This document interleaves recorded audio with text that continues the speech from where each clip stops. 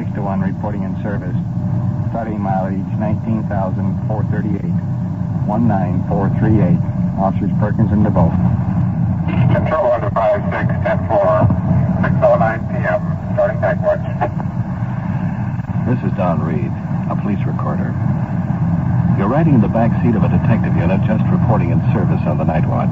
I don't know if it's... Control 1 has received complaints that persons have been seen loitering in the alleys and in parked cars. Check the area district 10 p.m. KMA 394.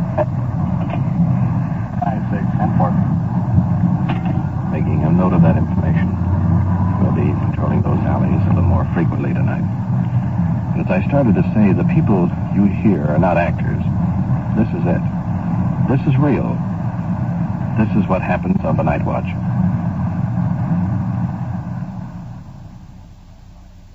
Night Watch, the actual on-the-scene report of your police force in action. There are no actors. There is no script. Every voice, every sound is authentic. The investigations are recorded as they actually occur. Night Watch, presented with the cooperation of the Police Department of Culver City, California, W.N. Hildebrand, Chief. We switch you to Detective Unit 5-6 and Police Recorder Don Reed.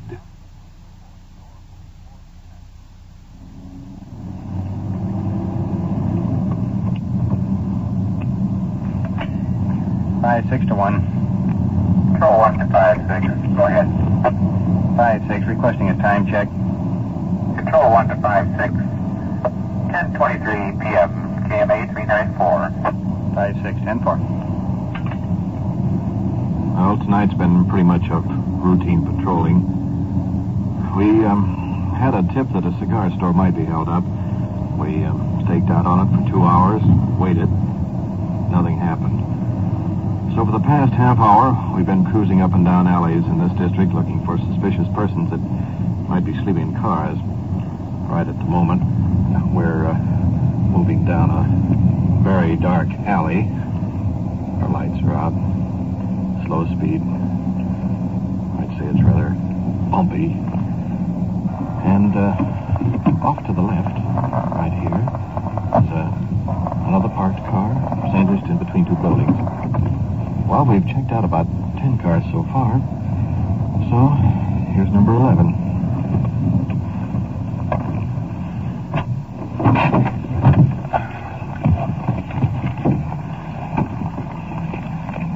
Well, this one appears to be vintage of about 1937.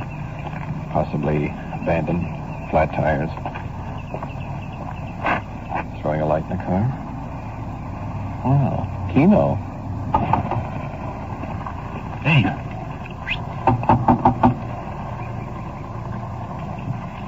Three of them. What do we got in here, Sergeant? 1, Police officers, open up the door. 2, 3. 3 men asleep here. What are you fellows doing in here? Oh, just sleeping. Sleeping? Well, that's all if you get out on the other side over there, huh? Back away from the car for a moment. 3 subjects are slowly getting out of the car. I might say it reeks of wine. Let's move in here. Turn around. Turn around. Turn around. Take your hands out of your pocket. Brief look at the subjects under the lights. Okay, you stand right Unshaven. Wrinkled clothes. And one wearing a large duckbill hat. Come on, around. What do you got in this box in here? That's a razor. It's a razor. Yes, sir. You better use that razor. Okay, you stand over here next to your buddy. Okay. Turn around.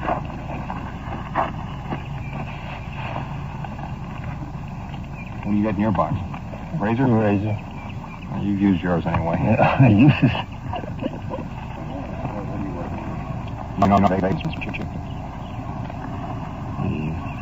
Listen, fellas. I got money and I want to go get a room. May I? why didn't you do it before you went to sleep in the car here? Well, we just come by here and You got to drink a little bit, you know. This isn't your first night. Yeah. It's mine. That's right. It's Who's my the car first belong night. to? I don't know. How old are you? 41. 21? Mm-hmm. Where do you live when you normally live? I live at the beach. The beach? Mm-hmm. You living down there now? Yeah. You got a room down there? Mm-hmm. You paying for it? My neck leave. What's your room number down there? Tim? This what? He's got the key. He's got What number is it? 10. 10 or 22? Which? 22. It's 10. The room's 10, but it's 22, but the room is 10. See, they got the... That's not much of a key. Broken off. How do you use that? It's a short key. Well, it's probably not much of a room. It's a short key. I hope the room isn't as short as the key is. It's not very much of a You room, I'll tell you that. Where'd you stay last night? Did you stay in the car last night? Mm-hmm. All right, now let's get something straight. Just about 2 minutes ago, I asked you if you'd stayed here last night, and you said no. So I didn't, but he did. I just asked all three of you if you'd stayed here last night. No, You all denied. Now, wait a minute. Let me talk. You guys have been sleeping in this car for some time. We know. I am. This man was going to faint here, Sergeant. Go over and sit down by the car. Huh?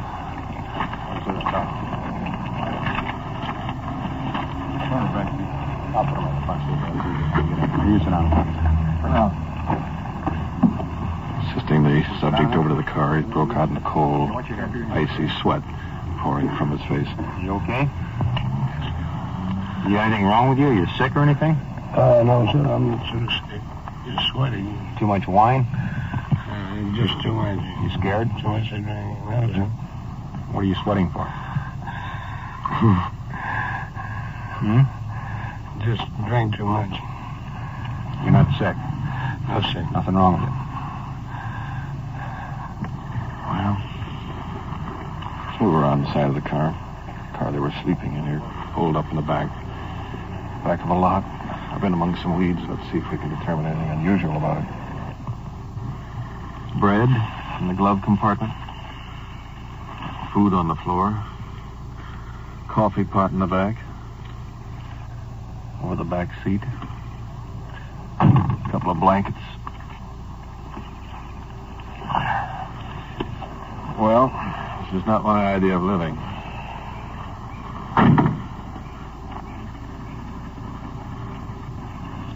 you got exactly 10 minutes to get out of Culver City. Okay, sir. And you're going to stay out. Okay. Come in here and act like normal citizens, behave yourselves, fine. Okay, sir. There's wine drinking and sleeping in cars. Give us a break that way? You get 10 minutes. Thank you. All three of you. Okay, well, can we catch a bus? You've got 10 minutes to get it. That boy, you two, 10 minutes. Well, I don't know. That's his business. I don't know You about got him. him. Start going. Don't want to see you around town again. Okay. Thank you. There they go. Across the parking lot. Two bareheaded, the other still wearing that duck-billed hat. Silhouetted against the streetlights. Three figures disappearing in the darkness.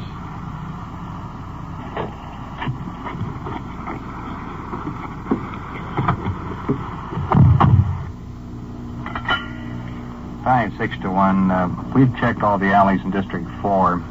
We found 3 suspects in one car, sent them on their way. We're back on patrol. Control 1 to 56, 10-4. Will you follow up on this call? 2432 El Tura. 2432 El Tura in a van. 214 KMA 394. 5-6-10-4. We'll handle it.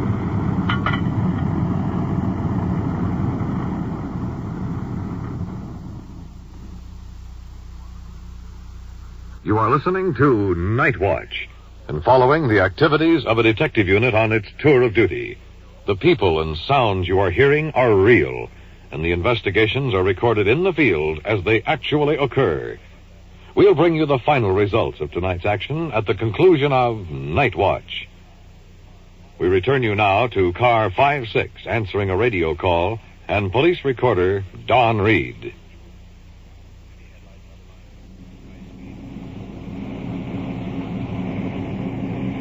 We'll be at the scene of this 214 call in just a moment. That means a disturbance. Well, what's the deal on this, Perk? Didn't we get a telephone call on this address earlier in the evening? Yes, Don, we did. I don't know. It seems that there's been an argument over leaving the kids alone or something, and all the furniture's been moved out. They were going to move. I don't know. It's a confused deal. Yeah, I see what you mean. Well, here we are.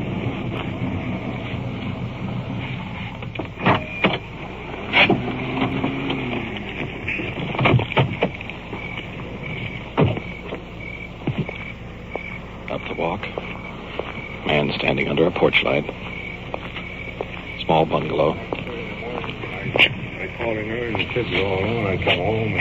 I think I talked to you on the phone. I was Earlier in the evening? Yeah. Yeah, I know. I felt pretty good after I talked to you. You told me if she got home, I should just call and everything. And I was all upset. Now she come home, and I called over, and I said that she was on down, and she just... You want us to talk to her? Well, all I want to know is I saw the car pull up over there, and they sit there for a while, and then they took off.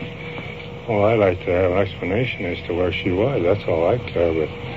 I mean, a lot of things have been happening around here lately. We got all our stuff moved out of here, and we were supposed to get an apartment today. Why don't you cancel the other car? I already know about it, so we can... Well, the boy was sick when I called from the shop, and he's all alone. I don't know. I don't like that. I don't miss no time down there.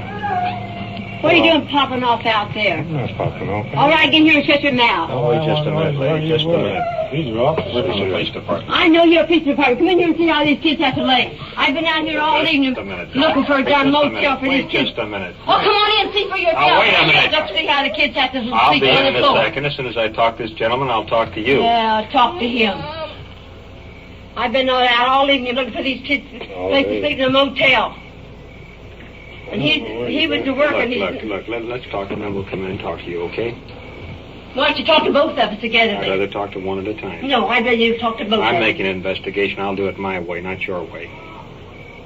But 2 I've nights, been called down here. for I'm 3 going to talk to nights, this my gentleman kids have first. been sleeping on the floor. At the present time, madam, you're creating a disturbance. Now, if you'll kindly keep quiet and let me talk to this gentleman, I'll be in and talk to you. Well, come in and talk. If you see how we have to sleep, brother, I think you'll All right, talk I'll be in twice. just a minute. Tuesday they come and they took all our furniture, see. Well, I knew it was gone, but I figured after we got rid of it, why, maybe we'd transfer out of here or go someplace else. Get away from this gang. Now, these children, how long were they left alone tonight? Well, I go to work at 4:30, but I checked at 8:30, and Junior was crying, and they didn't have any. He said he was sick, see. How old are the children? 9, 6. Is there anybody here to take care of them during the time? No, see, I called at 8:30, and he was all alone there. Let's go inside and talk to your wife and get the other side of the story. In the house. Room completely bare. On the floor, blanket spread out. 2 little youngsters sitting here, probably wondering what this is all about. Can we talk to you now? Get your side? Oh, I'm right here. What do you want? I'd like to know what it's all about. I've been out all evening looking for these kids and myself a place to stay. You been drinking tonight? No, I haven't been drinking. I can smell it right over here. Well, maybe I had 1 beer, but that's all. What time did you go out this evening? Oh, 7:30. about 7:30. What time did you get back? I don't know, I wasn't up. About a half hour ago or Half an hour so. ago. Who was taking care of the children while you were gone? They were sleeping. I asked you who was taking care of them. Nobody was taking care of them. I told them where I was at, and if anything they wanted, they should call me. And they knew this lady's number. She used to be our neighbor next door. See, we're interested in the fact that children are under proper supervision, not neglected or left alone. They're not neglected. My kids have never been neglected. For the last 10 years, I never lived with this darn guy. Well, what about tonight? Until my furniture went out, by gosh, 2 days ago. Well, I think we lived very darn happily. Until the darn auction truck come up about 2 days ago and took our furniture out of this house. From that day, I said, that guy's through, and I'm through with him, and I don't give a darn with you. You're the law. I don't care what you are. Well, I do. Well, I don't. I have a job to do. Maybe you do. Let me explain my position down here. I'm down here for two reasons. He took our furniture out, and me and my kids didn't have a place to sleep on. We had to sleep on the darn floor, and that's why I'm out tonight looking for a place for my kids to sleep. Well, let me explain my position, if I may. I'm down here for two reasons. One, to keep the peace. The other is to see if the children are not being neglected or left. They're not neglected at all. Well, your husband says one of the boys was sick. Well, they weren't when I left. May I ask you a question? They were playing around, and I fixed them both a sandwich before I left. May I ask you a question? What would have happened, say one of them had become very seriously ill? The telephone number was right there in the book. What would have happened if you'd had a fire and they wouldn't have been able to call you? They would have called. You know, people do die in fires. They do die in fires. But what are you going to do when you're left alone? You ain't got a darn place to stay. Don't you have to get out and find a place to live? When he goes to work tonight, I said, where's the kids going to sleep tonight? He says, I don't give a darn, on the floor. And that's where you... Look, I don't see any reason why you're yelling at me. I'm not either, but he has been yelling at me ever since my furniture went out this door. Wait just a minute. I'm not yelling at you. I'm trying to talk to you civilly. I don't see why you're yelling at me. If you don't let me get out the door, will you? Don't tell me what to do. I'm down here on a police investigation. I'm investigating too. I want to talk to you civilly and nicely and decently. Don't think I was sick when my Just a minute. I'm not going to waste my time here. We'll go down to the station and talk about it. I'm telling you that what I can see, I know nothing of your background, of your past, of your trouble. Why, I can't explain anything. What I can see is that your children are not under the proper environment. And under the state law, if they're not under the proper environment, they're going to be taken away from you and placed in a home. That is the state's law. Well, did you blame me tonight going out look for I don't blame you for going out, but I blame you for not taking proper care of the children, having a babysitter or somebody come in and watch them. Those children could have died. If I didn't have a cent in my pocket, how was I going to have a babysitter? He had it all. You had $200 out of that. You had it. You got it right there in your pocket. I didn't have a cent. Did you tell your husband you were going out tonight? I didn't tell him, no. Did you ask him for some money for a babysitter? He wouldn't give it to me anyway. Did you ask him? I didn't ask him. Money when I left. You give me money for our dinner. You gave me $2 to go over here and get our dinner tonight because we don't have a stove out here to cook on. We don't. Well, what are your plans now? Right here on the floor. I mean, so we don't have another call down here. That's all. We're going to sleep here on the floor. Well, can you get along without another disturbance or yeah. anything? I don't believe in disturbance. I don't believe in fighting or anything. Madam, when you opened that door and came out to me, I would say that you do believe in disturbances. No, I do not. Why did you slam the door in my face? It's because he went out there for a while. I don't know. Why he called it law, I'll never understand. Well, it's our job to come down and find out I know it is. What do you think, sir? That's all I got, those children. I want those children taken care of. I worked nights over 12 years. I can't help I can't be here. I work 6 days a week. I can't take care of every night.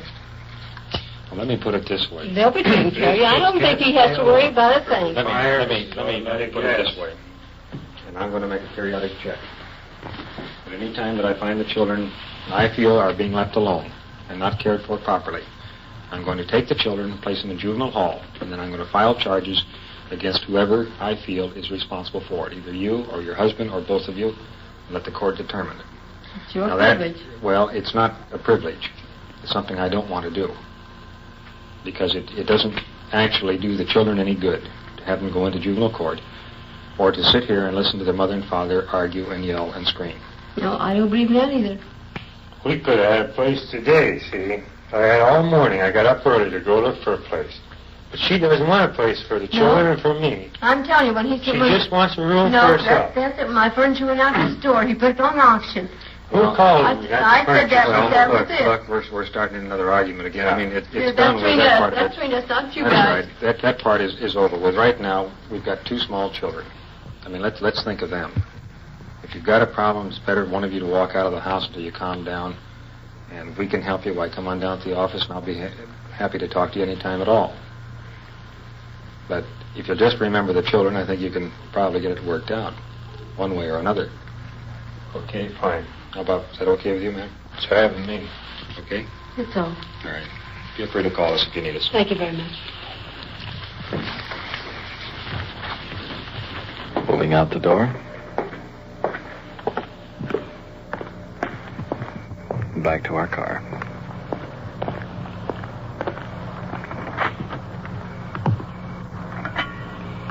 5-6-1, clear on the 214 call. Advised. Control 156-10-4.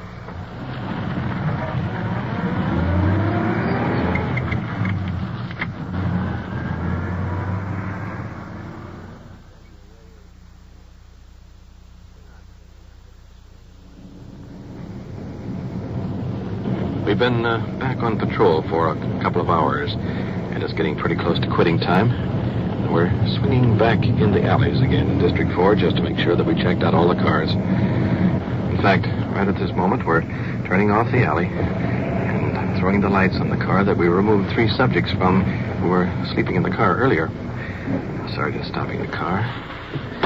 Let's get out. Pretty easy to see why, because when we left, the windows were rolled down.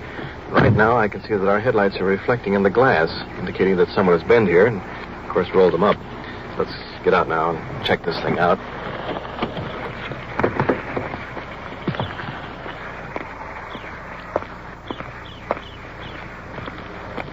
Well,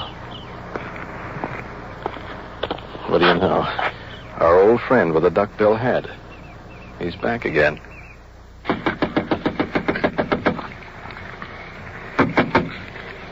They can live in there. The window's all rolled up tight. Doesn't seem to be possible he could even live You know, those doors open on the other side? No, he's got them locked from the inside all the way through. Well, the officers now are banging, rocking the car now. See if it'll wake him up. If he doesn't think he's in the roughest storm. Why?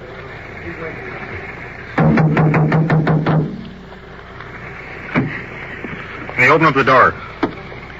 Police officers. Good. Let's get out. Put your shoes on. Here's the picture. Same fellow we gave a break to a few hours ago. Duckbill hat and all. Putting on the shoes. You stay here a minute. Back to our radio car.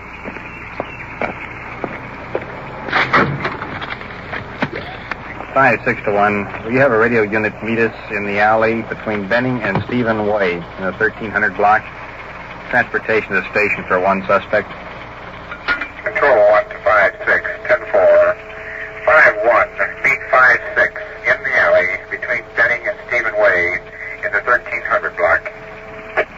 5-1-10-4, location Washington and Wesley. We will proceed.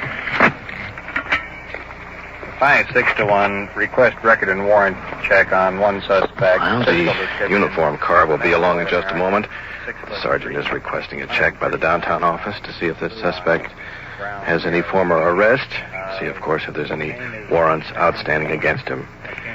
Well, let's go over and have a look at the car that the suspect was sleeping in.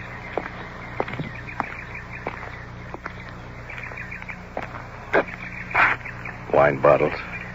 Dirty blankets. Things are about the same as before, except for perhaps another wine bottle. Sergeant's coming over here now, picking up that half-filled wine bottle, holding it over a trash can.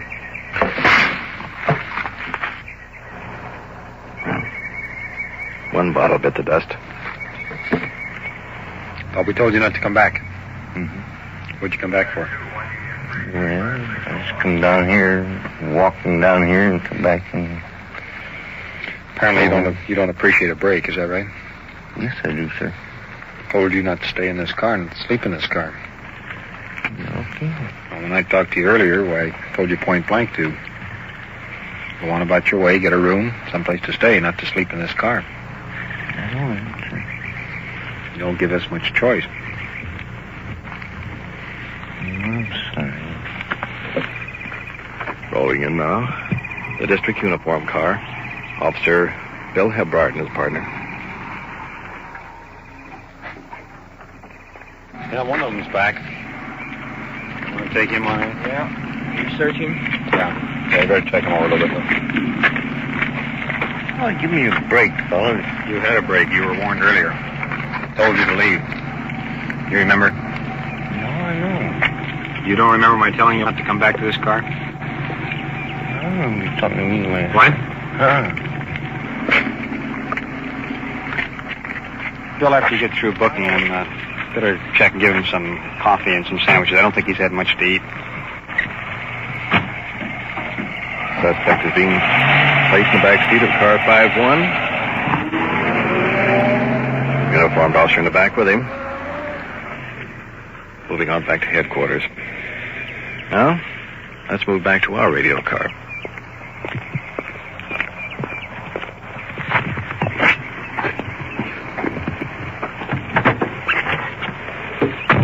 Well, Perk, this sure has been a funny... 156, on your suspect, no present warrant by LA or local.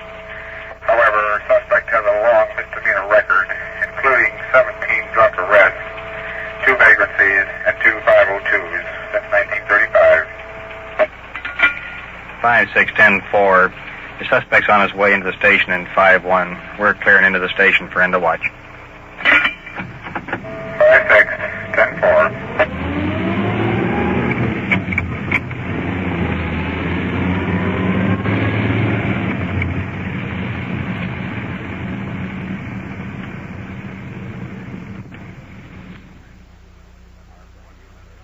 What you have just heard is real, recorded as it actually happened.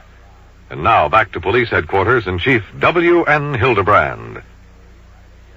Tonight's case of the 3 men found living in an abandoned car is seldom encountered in our city.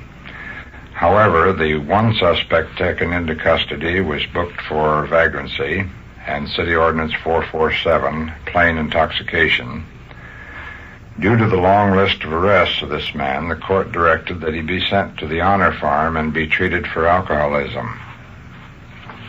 The final case of the family quarrel is just one example of the many behind-the-scenes problems faced by your police officers. The average citizen, except in time of emergency, has little direct contact with his police department. Consequently, few are aware of the work now being done in crime prevention. The investigation tonight is an example. The argument was settled, and our Juvenile Bureau followed up just to be sure the children are taken care of. Crime prevention, another phase of police work, and another reason why we are presenting the actual happenings on the night watch. Thank you, Chief Hildebrand. You have just heard on-the-scene reports of your police force in action. Every voice, every sound has been real. Night Watch, brought to you through the cooperation of your police department of Culver City, California, is produced by Sterling Tracy and Jim Hadlock, with technical advice by Sergeant Ron Perkins, and is described in the field by police recorder Don Reed.